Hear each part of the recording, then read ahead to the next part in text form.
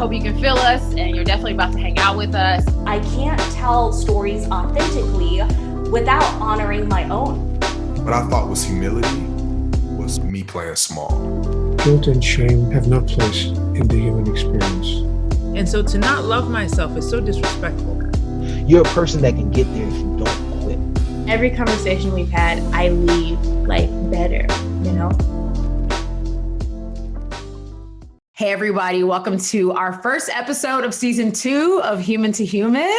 I am so excited. I'm so excited. Thank you for being back with us. Thank you for journeying with me through this new season. I know that you are just going to be so thrilled with the different guests, the different conversations we're going to have. So I first want to introduce you to our first guest.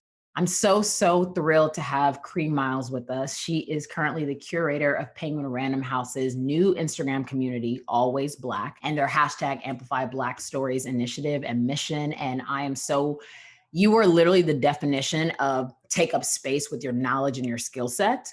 And so it is a privilege to watch you in this moment, to be a part of it with you and to elevate you and to be excited next to you and just to do life together, I hope, from this moment on. So thank you so much for being here, Cree. Oh my God. Thank you so much, Stacy. I remember when one of our pre-conversations, you were like, we're here because of the world we built for ourselves. Mm-hmm. And that has just like been on my shoulders from that conversation. Cause you're right. This is such a blessing. Isn't it? Oh my God. So I first want to get into a little bit about you because I just introduced you as a curator for Penguin Random House's new community. So can you first talk about how that started? How did Cree Myles become the new next, So I'm known on these internet streets as a bookstagrammer. That's what we self-identify as. And that all started because of Bluest Eye in 2017. Like I read it and no one around me had read it. So I was like, oh, to the internet. And then you just kind of just find the other people. Yeah. And I've always been like, how do I make this thing as big as possible person? So like, if I love something as much as I loved Bluest Eye, it wasn't enough for me to just for like 1,000 people to see the review. I was like, who can I touch to convince to let me take up space in their platform so that I can tell more people about this thing I love? And it's just grown through, like, shout out to Bellatrix. They were like the first big account that saw me, and Cara Priest just holds doors open. So that's how I kind of got in community with Penguin Random House, because we all did a readathon together at the beginning of the year. And then just a few months later, Carly, the creative director, called and was like, hey, we have this thing happening and your name keeps coming up. And I was like, I'll get paid to read whatever I want. Oh my God. That's all I want to do. So yeah, it's awesome. Oh, I love that. I love that. And I wanted to make sure we started with that story because I want people to hear your skill set, your knowledge. There's room for it. We hear that cliche a lot, right? Of like, your gifts will make room for you, but it's really beautiful to see it in real time. And I just think that the more we share those stories, the more that we remind each other, your gifts make room for you. It's possible. Keep going, keep nurturing that gift, keep doing whatever the thing is that fills your heart with joy. So I just love watching you do it and sharing space with you here, because Human to Human brings me a lot of joy, and being able to do this and connect with people and share our stories, this is so brilliant. So thank you for sharing that. Yeah, you're welcome. What got you into reading, right? So like, first, let's talk childhood, right? So we all have those experiences from 1 practically to 18 of that experience of what school is going to tell us and demand us to read. And so I was actually talking to a friend recently and I was like, isn't it funny how we were, this was a required reading at a certain point, and then for like the blur of your 20s, you're like, I don't know what I was reading, if I was reading, right? Like if I even cared to continue, because it was like, I'm trying to get rid of all this stuff that school made me do. Yes. And obviously you get a bit older and all of a sudden you find that all the gorgeous stories you've been looking for were already in all the books that you've been passing by.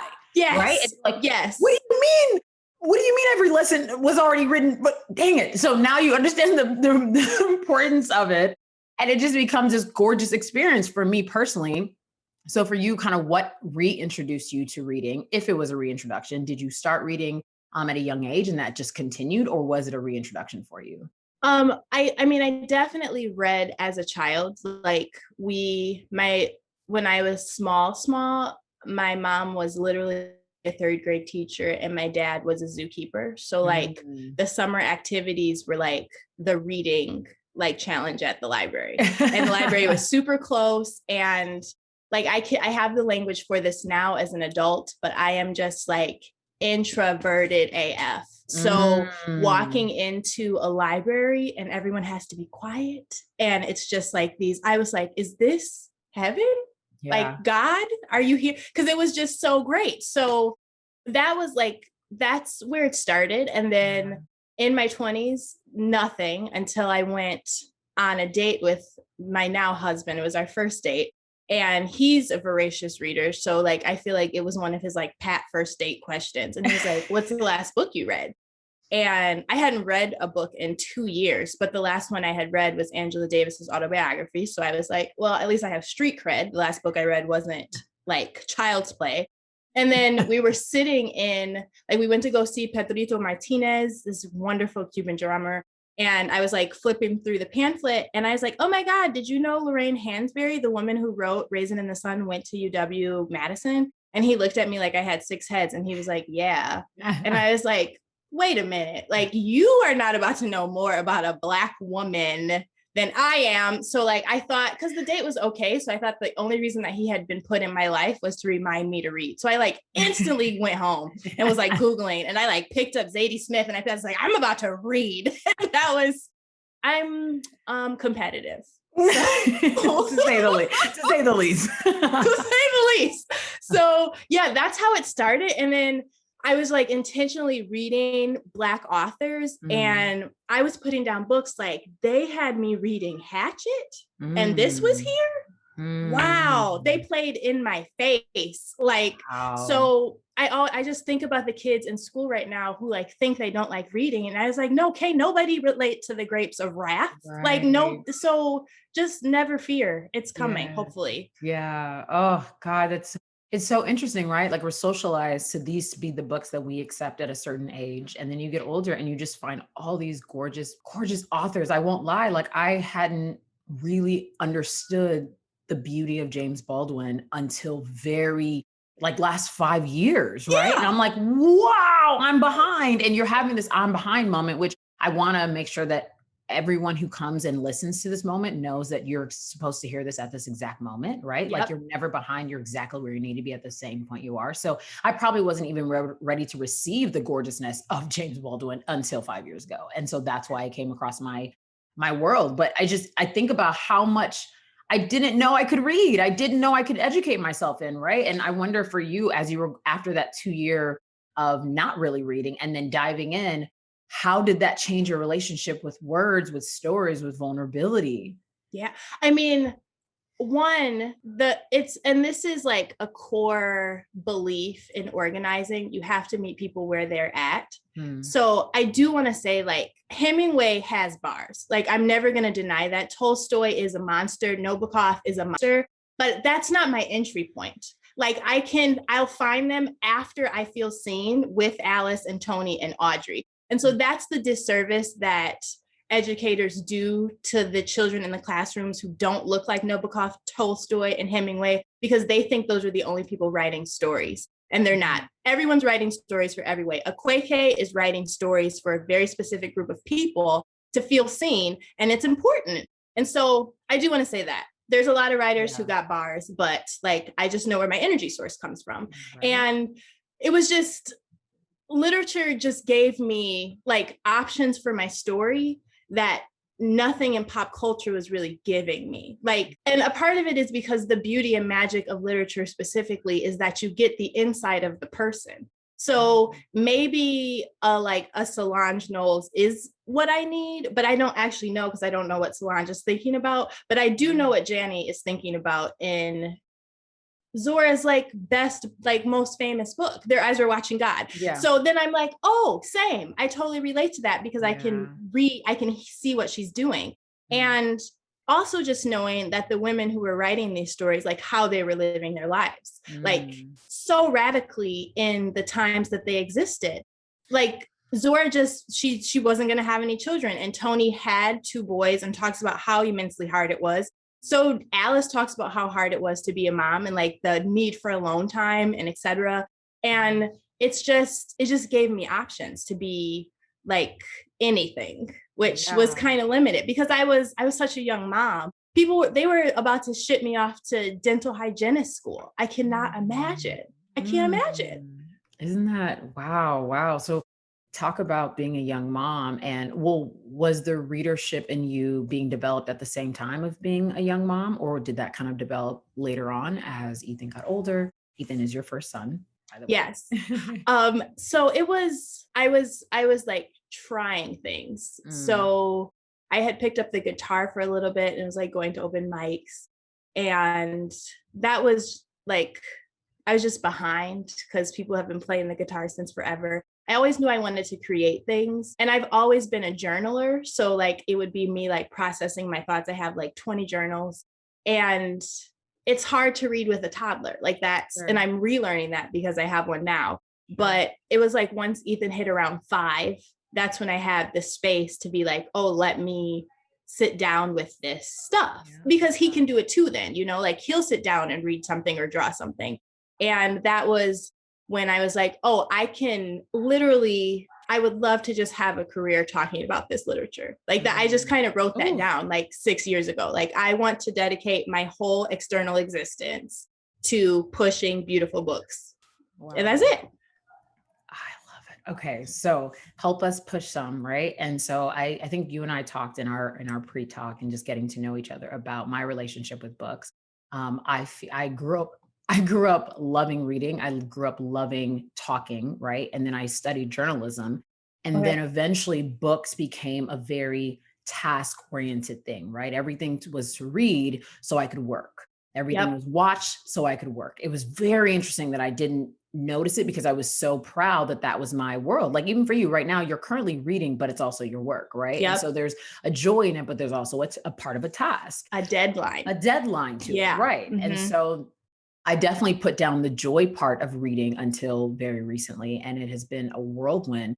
But what I enjoy is that there are just so many different books that gave me other layers of my identity that I didn't recognize. And I wonder for you, what are some of those books that were very big game changers for you and that really opened up your identity even more? I think as a Nigerian American, there are books I saw myself in more than I thought I would. And there were other books I didn't plan on seeing myself in. There was a lot of that. I read a lot of different authors, but even for you who, I wouldn't say specifically, but you have talked a lot about Black literature, and you do promote and talk and make sure to let people know you can come into this Black literature and feel seen and feel known and not feel like like a bully is coming your way, right? Because for me, sometimes I see like really thick books. I'm like, there's no way I'm going to be able to retain that. That's what I used to say, which is crazy, right? You're like, I'm going to read the easier thing. Yeah. And so just exposing ourselves to the thicker book and knowing actually it's the one that has you in there the most. Yeah. And so what is your relationship with books and identity now?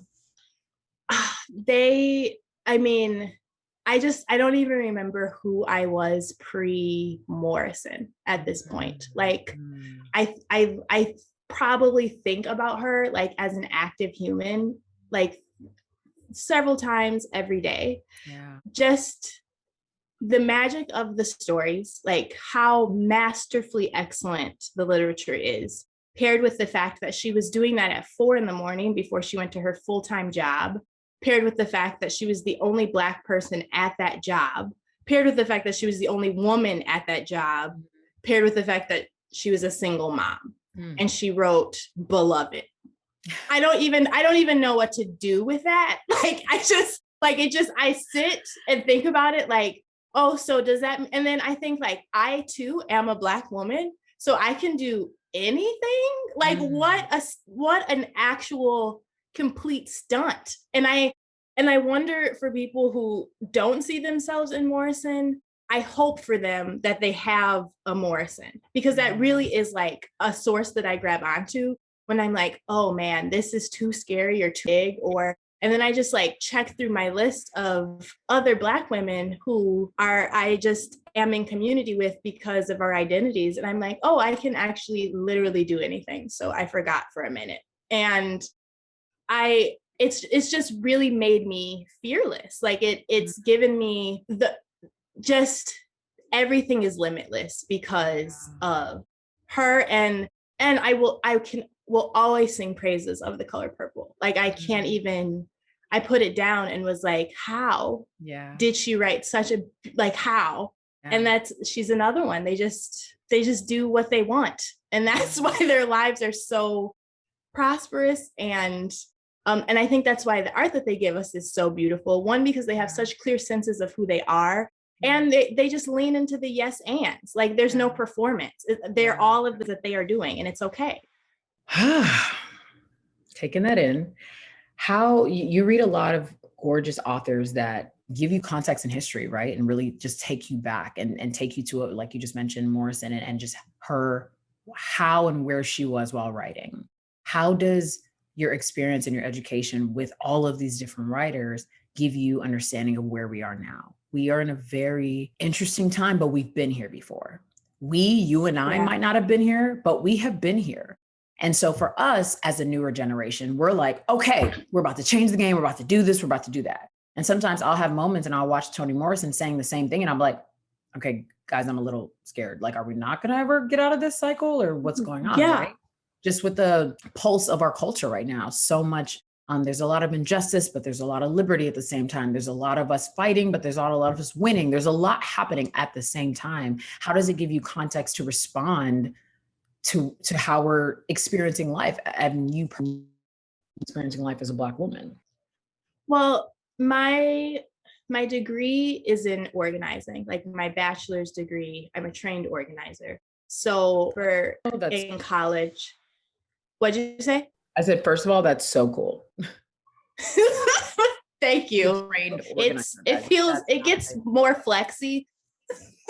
I love it. And shout out to Alverno College for literally changing my life, David Brooker. But I remember like as a young 20-something, just being inundated with all of the worst parts of humanity, like the worst things that have happened on this planet and the worst things that were currently happening. And I was like, I need to go get a PhD in global studies and join the United Nations and et cetera, et cetera. And so and then you like, you get into it and you like start working at a nonprofit and you're like, oh, we're going to have a 6-hour meeting about the copy under this statement about the thing that already happened. Cool. Oh okay. My God. So I was just like, what can I do? Like, what can I actually tangibly do to help the planet? And as I've like talked to people and am in community with the people that like you have to be in community with, not necessarily chosen family, but just like family and like coworkers and stuff, you get to see how much of our population exists out of just absolute fear. Like that's just they're so inundated in it that they don't even know what they actually want to do. They don't even have the alternative. They're just scared. That's their identity. And I just remember sitting like, what liberates fear? I don't know. Like, how do you get more courageous about like how you go about? And honestly, Stacy, I think I just decided that I just have to be that. Like you don't make the revolution. You just are it everywhere that you go. So I just like kind of wake up, like, let me make sure I am showing up as the realist that I can all the time, because that's all it's just going to have to be those little touches. And you do, like, you get as far as you can. Progress is a slow, tangled slinky. And then I too will be 70 like Angela Davis is, and I will have to hand it over to somebody else. So I really try hard never to function out of fear. That's always my goal. And if something scares me, I try to make a point to make sure I do that anyway. Like, especially if I'm scared, I have to lean in extra hard, because that's the last thing that this planet needs. Oh, gosh, I love that. I love that. And so how does your commitment to Black joy affect how you react to pain? Yeah, I'm just honest with myself. I know that we went through all of like social media, went through that whole wave of like toxic positivity that has never, ever, ever been me. I remember when George Floyd passed, I didn't even have the space to unpack it, because I was still like, Ahmaud Arbery, what? He was running? Like, I was still doing that. and high key still doing Trayvon Martin. Like it's not, so it's like, I can't do that. I can't perform the thing. It hits different every time. And so I give myself space for that. And the magical thing that has happened within like the last year and a half, 2 years is just finding community that you can do it with. So you don't have to like explain or defend. I will never get on the internet and try to talk down some white people who don't understand what's happening. I'm a creator. I'm not a teacher or a healer, high key. That's not my truth. I don't have the patience. So I know that I just need to be around people who can hold space without having to be told how to do it. And that's where I go when it gets really, really dark. I like that. I think it's really beautiful to identify what your truth is, right? Because I think there are people who are like, yes, I am a healer. That is my assignment on this planet, and I'm going to keep doing that. But it's best for us all to know our assignments, because every assignment is necessary for the classroom to succeed, right? Like this is a classroom that we're living. This is life that we're living, but it is a classroom. So I love that you said that, because I'm like, it kind of just, I hope that we all can take a moment to say like, what's my assignment? Because it keeps me, the phrase like stay in your lane, it sounds a little trifling, but it really means just don't give up on your assignment. Yeah. That's what it really mean. Yeah. Yeah. Exactly. And like choirs, like I can't sing the alto's note. Like if we all did that, then it wouldn't be a chord. So this is my job. I'm good and I'm cool with that. Yeah. I love that. So what is the last thing that you forgave yourself for the first time? I'm a crybaby Libra. Don't do it. Hold on. Okay. Well, I am constantly forgiving myself as like an early 20 something mother, because I should have went lighter, I should have lied. I don't know how to do that. But this is human to human. We get to do it together. Together. So my oldest is 11. And he is just a full blossoming, beautiful person who wants to be a herpetologist when he grows up. And he plays chess, and he also reads all the time, and he draws, and just like the most empathetic thing that I've ever met. But my mom is always like, duh, that's literally all you wanted from him when you said you wanted to raise a little boy who could feel other people's stuff and hold space for it.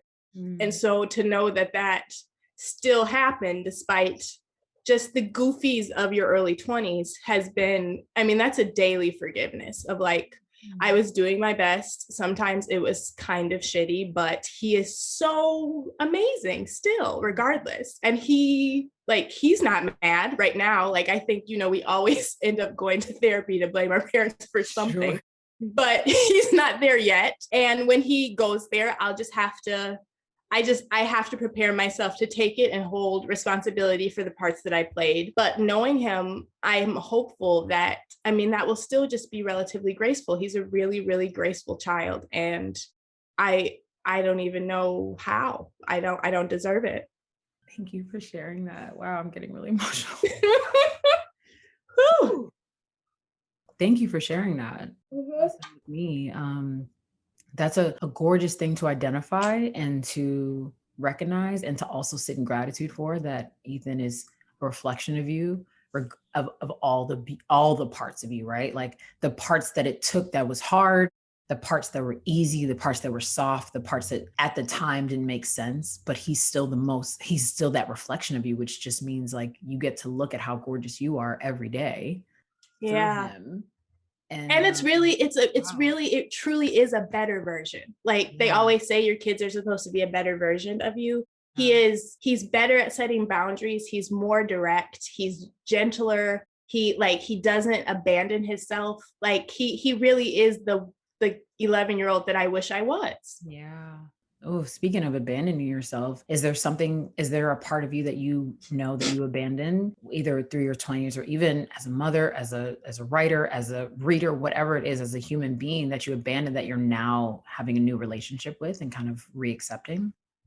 Yeah, there's something about that time of your life, like the graduation, 20, 21, 22, 23, that like, first of all, our society just so heavily obsesses over, like, there are so many movies about like the high school senior. And so for me to go, like, I was voted most likely to literally be president and like most memorable. And I broke 2 track records and I had a full ride, and like all of that to just come back pregnant in a year.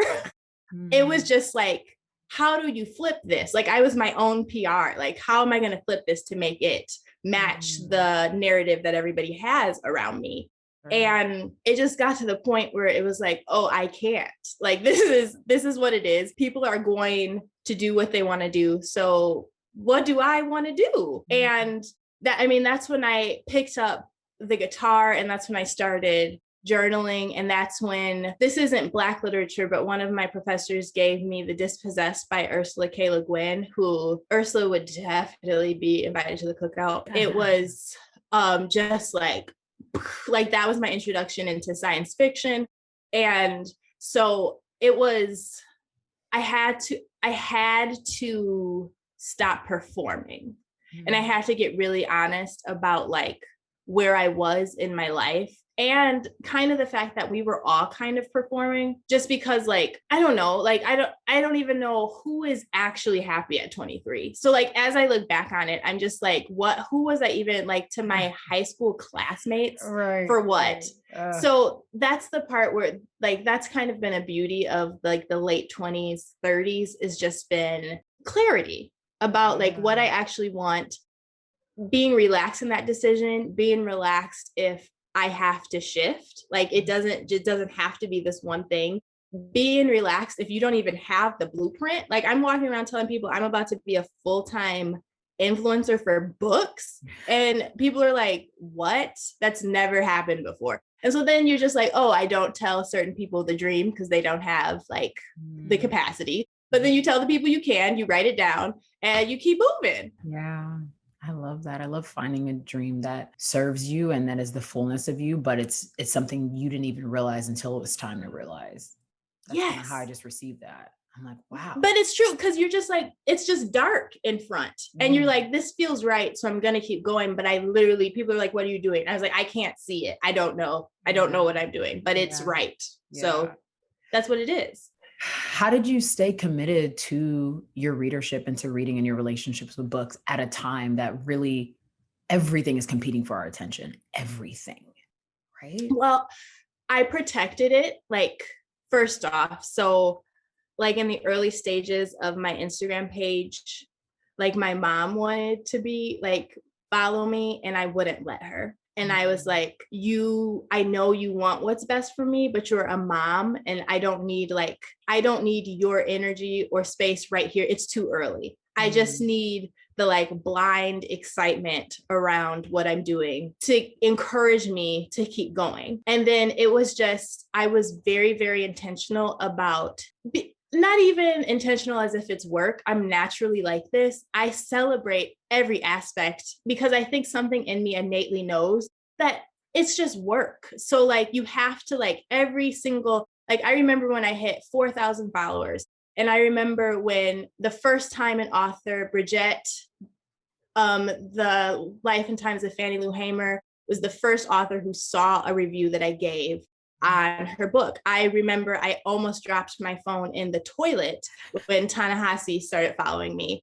And like, it's just like, I write them down to remember, like when it's dark or when it just feels confusing, it's like, this is what I was doing. And so I try to stay, that's how I keep my intentionality around the content. And then reading is really, it's a numbers game, like when you got to get it done. So it's just like, I open the book, I see how many pages it has. I try to figure out when I want to get it done. And then I just hit my goal every day. And that, like, in the beginning, it was so hard to quiet myself that I would literally like give Ethan my phone and I'd be like, hide it and give it back to me when I tuck you in. And so like, it would just be like that. And then you start like that, but then the stories are actually great. So you get lost, you literally get lost in them. And then it gets to a point where it doesn't have to be so hard. Yeah. Let's talk about well-read bullies for a second. I've seen you post about that, right? People who are reading, are constantly educating themselves, which is wonderful. You know, we have to be real about what everyone has the time for. And yes, everybody makes time for what's a priority for them, but it's their priority. So a part of having you on this episode is really expressing a version of your priority and really allowing people to know, hey, it might not look like 20 bucks a year or 50 bucks a year, but please feel free to introduce yourself to a couple of books, every quarter or whatever. Just allow yourself that peace and that time. So for those who are a little nervous, because there are people who do the bully thing, right? They're like, well, I read all the time and this is what it sounds like. And this you haven't read any Baldwin? Wow. Like, it's really a mess. Like it's where I was hiding for a while because I do a lot of interviewing other people. And so people don't necessarily have to get to know me. And I know that was a part of me that underlying shame thing was I'm not smart enough. That was what I worked on for a while and still work on. And so for you, I'd love to, if you could share with me, if you do have an underlying shame, I love that's totally adding that together. But but in general, for those who are like, I want to explore this place, but I feel intimidated. I feel nervous. I feel, can I do it? Even though, we want to say it's simple, guys, like, oh, just read a book. Sometimes it's not. Sometimes it feels really tough because you're confronting a lot when you're really reading. I feel like it really reveals a lot of identity stuff and a lot of, it's a lot of layers, which I enjoy. But I'd love to kind of just like explore that topic of well-read bullies and also that underlying shame lie. I mean, well, that's still like within the Bookstagram community, like the Black BIPOC Bookstagram community is something like, if it wasn't a safe space for me, like, because it always wasn't, because I didn't know everyone, there are some people who just have master's degrees in comparative lit. So when they write a review or when they're talking about a book, it's going to hit different than when I talk about the book. Like, because I'm not reading to critique the pacing of the narrative or the dialogue phrasing, or like I'm reading to feel something. Sure. And so that's how my reviews hit. And that's why I'm telling you to read the book. And so one, I just had to get clear about like, we're not all here for the same reasons. And that's okay. That's me staying in my lane. I'm not trying to talk to the Yale review. Like I'm not trying to keep up with them. I'm good. I want the little girls on 6th and Hopkins. I know y'all not from Milwaukee, but if you know, you know, I want them to read Alice Walker, and they're not going to read her if I'm talking like I work at the Yale Review. Like, so that's just the bottom line. Right. And so that's just kind of been something that I've had to come to terms with and just liberate myself around. One, I can keep up if I want to. Like if I wanted to spend the time learning the like structures around literary criticism, I could, but also low key, all of that feels white as hell to me, and I'm good. Like I just, and I know that like things have to have rules and form. Like dance has rules and form, which is why it's beautiful when it's executed correctly. Sure. But I will slowly learn. I'm a forever learner, but I'm not in a rush to know it. And I feel like if I don't stay in it, that doesn't disqualify what the book did to me. So that's kind of the space that I try to occupy. And I have no patience for anyone who tries to shame people who haven't read things. Like that is, honey, your insecurity slip is showing. And why are you even reading then? Like, who cares if you've read Tony's entire canon? Good for you, clap, clap, clap. Then why are you still acting like a jerk? Because she does not like support that at all. She definitely brings us to a space, but says, hey, come if you would like, but I'm not forcing you and not begging you. And I'm also not going to shame you if you're not here. Exactly. So it's when I catch a bully, I'm like, hey, this is the opposite of what, and it's so interesting, right? We get to a space of like, I figured it out, so you should come over here too, forgetting the process of how we figured it out and how that's the part we're sharing with people, not the fact that we figured it out. Because again, we never figure it out, but of course that gets misconstrued in our bulliness. Right. So. And you know, one thing that just like, when I reviewed The Water Dancer, Ta-Nehisi's first fiction novel, I was so like intentionally irreverent. Like that was my peak irreverence phase. Like I was cussing left and right. I was dropping the N-word. Like I was like, whatever. And then I dropped it and I was like, do we tag Ta-Nehisi? Like that's the question. And so I was like going back and forth. And I tagged him a few times. Like I had to do it a few times so that he could like see it. And after he followed me and he said that he loved it, I was like, if this one of the greatest writers on the planet understands what I'm doing, then y'all are performing. Like it's a performance and you don't have to act like this. There are so many ways to be. It doesn't have to be this bougie thing. And that's exactly why I want us to chat today. It doesn't have to be this bougie thing. Reading is education, obviously, but it's also enjoyment. Read what you want, try what you want. You don't know what you love until you try something new. Give yourself the space, put something down if you don't like the first chapter. Like all of those things can exist at the same time, right? Yeah. And so it's great to hear you say that as well. And that it comes from your perspective. What would be some advice for you to give people? I mean, it's the summer and we want them to explore and not only continue to explore themselves outside because we're back outside, but exploring inside too. I mean, I genuinely do love the Black canon. That's not a performance.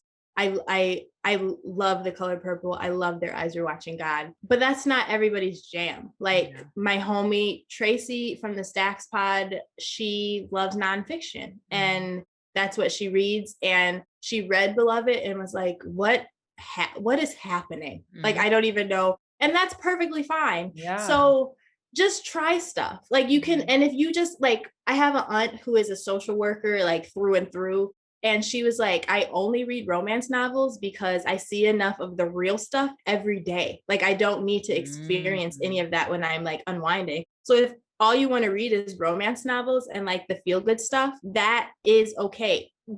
Reading is an exercise in imagining.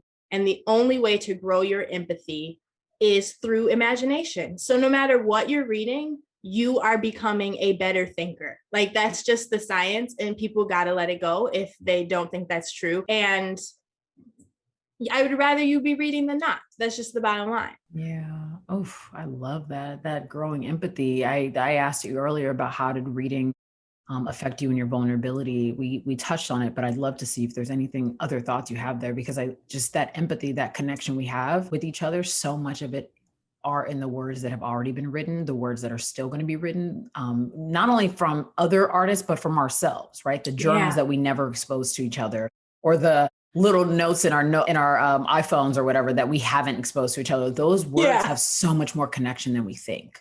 And I would love to know if there's other things that have expanded for you, whether it's vulnerability or grace. I think grace was a big thing for me that I explored deeply through reading and recognized that like, wow, there's just so many stories out here. There are so many different types of people. This is exciting. This is gorgeous. We get to do this life together. And I don't want to read every book just to try to put myself in someone's shoes. I just want to enjoy their shoes. I'm still wearing my own. I just want to enjoy their life, right? Because they are living it every day. And so for you, how has that, come to fruition for you? Vulnerability is like a superpower to me. I think it has been for like a long time. I'm not really religiously active at this point in my life, but I remember when I was reading about Jesus on the cross, and he was like asking for forgiveness for the people who had like hung him up there and was just present and being there. I was like, this is like peak. This is a peak flex. Like there's still no anger or no, and I know that sometimes like grace is weaponized against Black people and people of color to like not be able to acknowledge the like crazy making system that we're in. But I always want to challenge everyone that grace doesn't mean truth is absent. Like it just means that you aren't trying to slam dunk on somebody. Like that's not your intention when you're saying it. And you can say it, you can just say it. Like it doesn't have to be in anger. It doesn't have to be. And I always think about when Toni was working at Random House and people asked her, like, what was it like working at Random House, being the only Black woman? And she was like, I was the most interesting person in the room. What do you mean? Like, it was not a thing. And I think about, like, she didn't dumb herself down at all. She was bringing in Angela Davis's books and Muhammad Ali's and Toni Cade Bambara's. So it wasn't like she was like kowtowing to like the way that they wanted her to be. She was still fully showing up and just like, I'm not interested in any of this like racial nonsense that you all are bringing to me. I'm trying to build a Black canon. So I think it's like when we are like so clear in our mission and like what the legacy we're supposed to be leaving, vulnerability is just, it has to exist with that. Like there's no, and you don't even have to be ashamed about it. You just you're just like, this is what I am. This is what I'm doing, and welcome or bye. Or bye. Or bye. Look at how look at those easy options, guys. It's either welcome or bye. And none of them have any hate or pain or worry. It's like, well, listen, welcome or bye. Wow, I'm gonna write that down. Like I'm writing that. Why is that the simplest, most gorgeous? I have said gorgeous on this episode more times than I think I've said in a month because I'm like, everything about it. Wow. Yeah. I love it. I'm here for that. And you talked about not being ashamed, which just takes me to that last stretch of our conversation, which is the parenting aspect of reparenting yourself through words, as well as now currently parenting your son and your sons. And I'd love to kind of get some experience or some perspective or insight from you of, are you reparenting yourself through the words that you're reading? And how does that translate to how you currently parent your kids? Yeah, I mean, I think one joy of just believing, like being a true lifelong learner, is that you are forever aware of all the things that you don't know. So when new things come, it's you don't feel threatened. You're just like, of course, because look at all the books on the planet that I will never get to. So of course this new thing is here. Let me hear more about it. And I think that, I mean, Ethan parents me around that all the time because I mean, he just lives in a different world where like, it's like reptiles and such. And then just socially and emotionally, his like takes on the things that are happening to the planet, he just introduces me to things. And the dichotomy of like Ethan as a child and like the one that I raised, and like I'm 10 years in the game, so that probably is like probably close to 10,000 hours. Like I feel like I'm almost mastery level at that, and then I just get with a whole new person. Like Nathaniel is like, when he was in my body, we named him Nat after Nat Turner. And I was just like, I just want you to be brave. Like, I just want you brave. And like, you say that, and then they come, and then you forget all the things that come with courage, which is like fierce stubbornness and like specificity of what they want to achieve, and making space for that, because just because he's 2 doesn't mean that he's not a whole autonomous being who deserves the space that he requires. And it's it is humbling, and it's nonstop. And the real thing that hits different, Stacy, is because it was just me and E. So we were like, we had our flow. It was the 2 of us. He would go with his dad every other weekend. But it's like this partnership layer on top of everything, where I'm like doing this with my husband has just been like I really have been looking at my parents like, y'all did that, bro, because wow, this is crazy. And my dad is like, tried to tell you, like, it's not even like, oh my gosh. So I can't believe that there are these people walking around us every day who just have families and spouses who they've been married to for decades. How? I think about the same thing. I'm like, yes, you go to therapy to also blame your parents, but you ended up saying, wow, I really honor you. And like, how did you do this? What is this thing you did called raising kids? Like, whoa. How did you do it? It's so crazy. And how are y'all like still committed to each other? And like, how? Yeah, I don't know. Wow. I love that like honesty, because it's truly something I have recognized in my process of healing. I have definitely had those moments of blame, but I've also been like, I'm so impressed by the two of you making this choice. And you made it. It's four of us. I'm the oldest, so it's five of us. You did it. You made the choice 5 times, and seven of us still hang. This is, girl. It's not light work. And the fact that this society, after a woman does that, if she decides to, they want her to do something else. No, that's enough. That's crazy. Real talk. Oh my gosh. I love that. I love that we were able to talk through some of the vulnerabilities that come with reparenting, rereading, reintroducing, re-identifying, all those re's, right? That I believe that a lot of us are experiencing right now, not only just post-pandemic, but at a certain age group, right? You start recognizing that, okay, this part of my life was actually not what I thought it was. You mentioned the early 20s, which I resonate with so deeply, because as a 23-year-old, 25-year-old, you had all this pressure of thinking of what it was supposed to be. And we spent so much time in that. Yeah. Man, I wish that part, I really wish I could talk to society on a whole, like big microphone and say, hey, you're tripping with this message. It doesn't work. Can you please reintroduce it to a new message? It's the societal obsession of like that age. And so then you're watching all these things like, oh, I'm supposed to be doing this right now, and I don't even make enough money to pay rent. How? Like, how do I do this? Every show, every movie that glamorizes what it looks like to be in your early 20s, the bags, the shoes, for men, the way that they approach women, the way that they have money, they're flat. I'm like, guys, most of us are back home trying to figure out. Most of us are back home. What are y'all talking about? We can maybe take a trip every other year. We are buying everything from Forever 21. Like, please stop making us feel like this. Yes. Well, I hope this conversation gives some people permission to reintroduce themselves to whatever phase they are in their life, and reintroduce themselves to whatever parts they want to re-identify with, right? And we talked personally about identity and how books personally for me was something I was a bit scared of, in the sense of like just deep diving, right? Like obviously we can read, like I said, the easier books, but some of the deep diving made me feel, oh my God, what identity am I? And then I realized I'm all of it. I'm all of it. Yes, that's Stacy. That's the quote.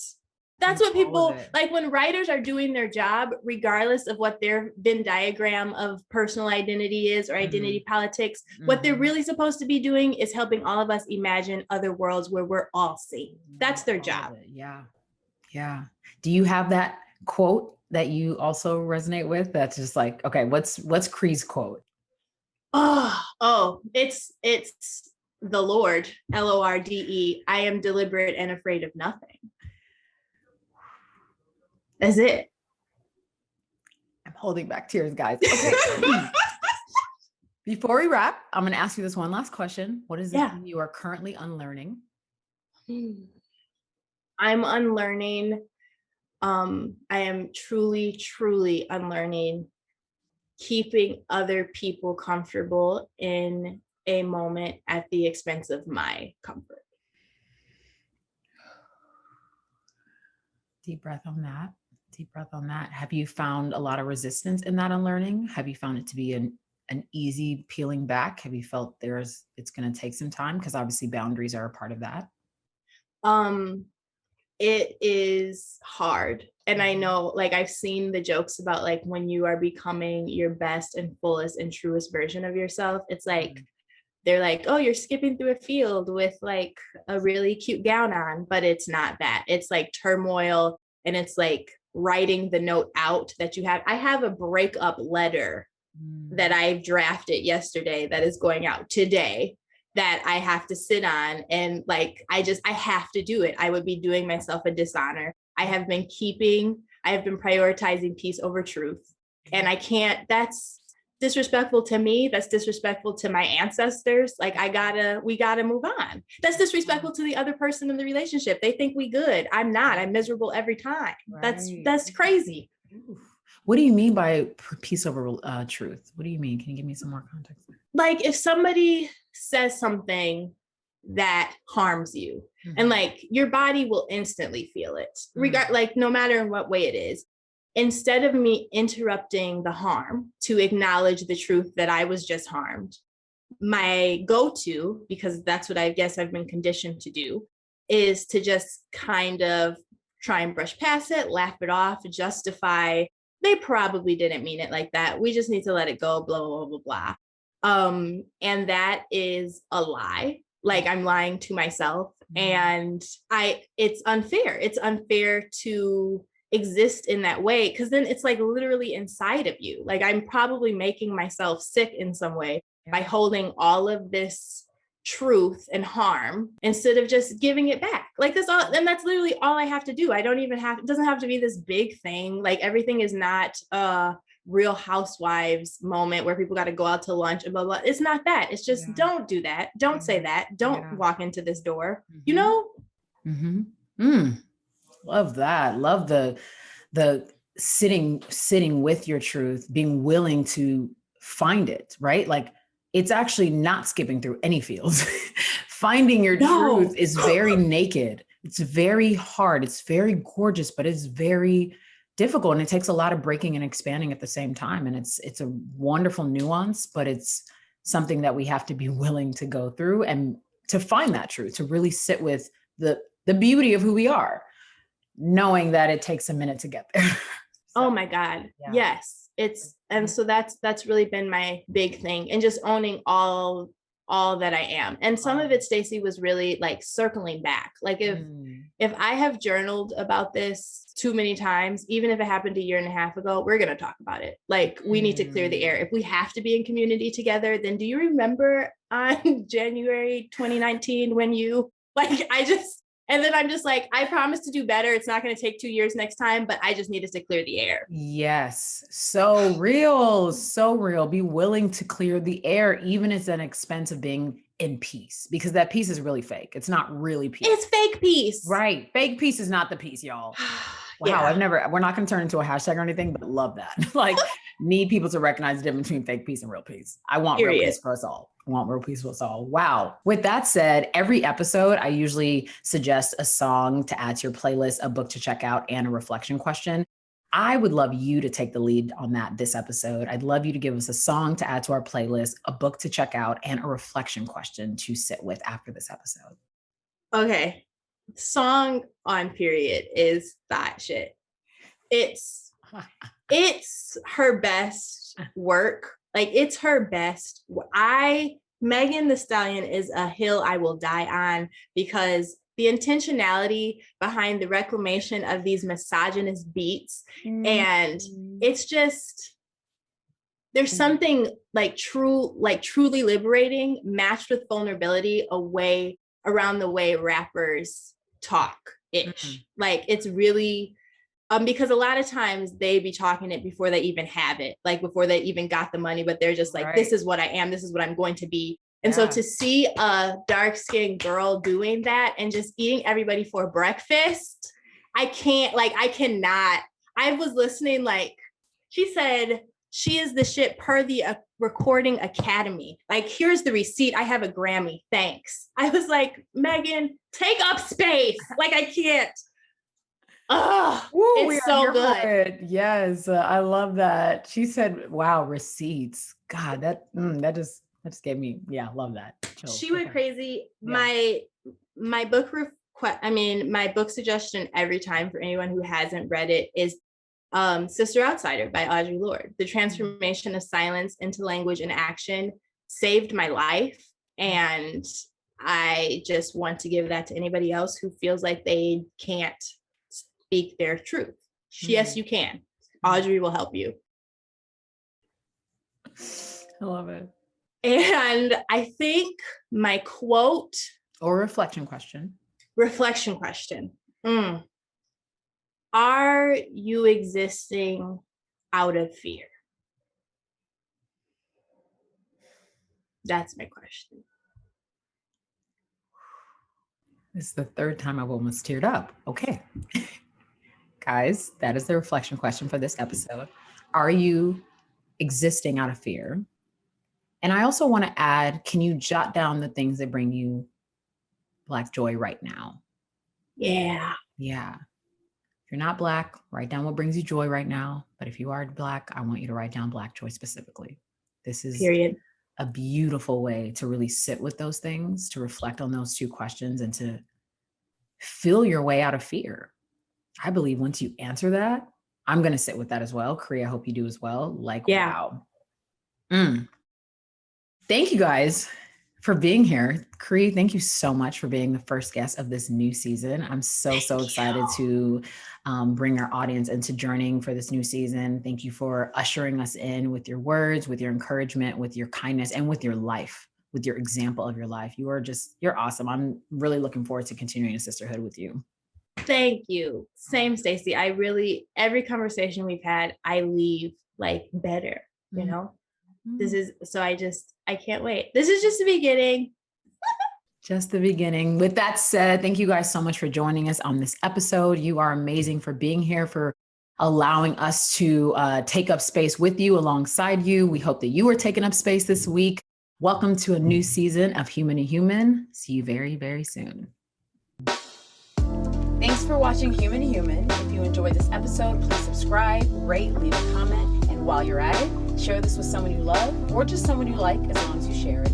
Stay connected between episodes on Instagram at Human to Human with Stacy Ike. Let's be curious, let's be in community, and let's stay connected.